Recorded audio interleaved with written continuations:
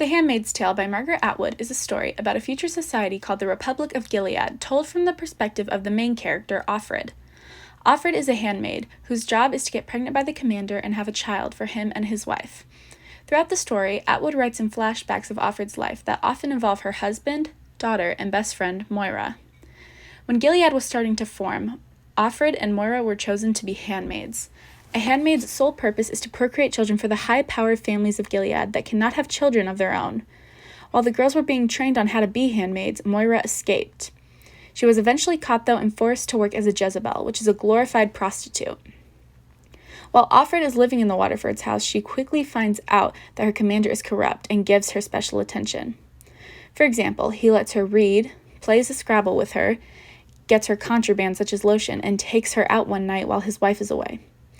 Another important member of the Waterford household is their driver, Nick.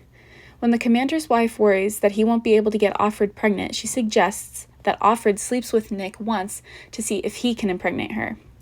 After this encounter, Nick and Offred began a secret love affair that would get them both in trouble if anyone found out.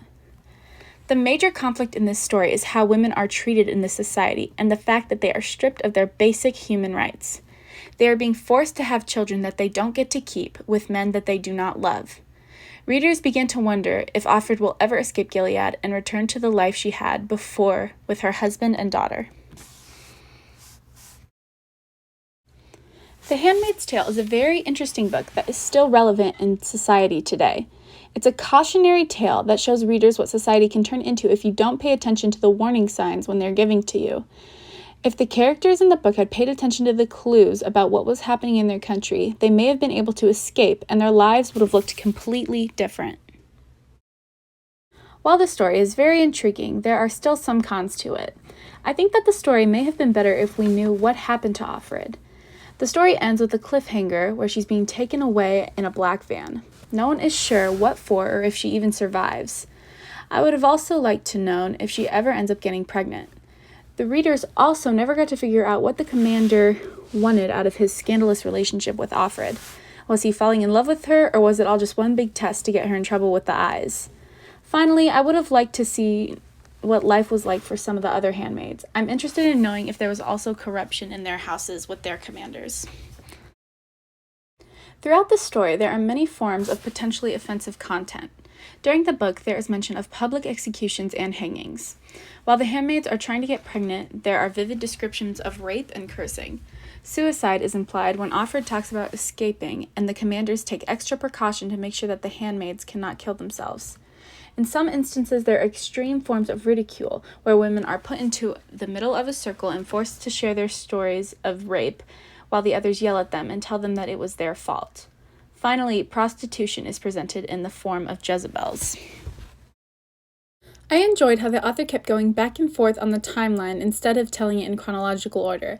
I think that this was a great tribute to how Offred's mind works and how she sees everything that's going on around her. I also enjoyed the part of the story where Moira and Offred were finally reunited. I think that it gave both of them hope for the future, and I'm interested in knowing if they ever find each other again.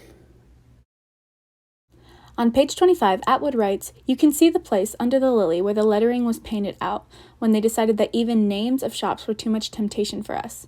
Now places are known by their signs alone."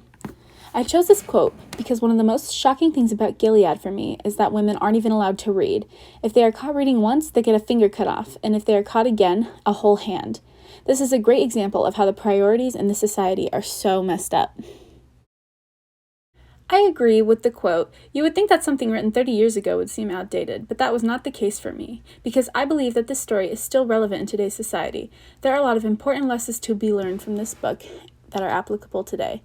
The book reviewer also says, "It might just be me, although I suspect not, but this sure sounds like what we often hear today in the news and in conversations." I strongly agree with this sentence. There is a lot of terrible things happening overseas, and many people are sacrificing their own lives and the freedom of others.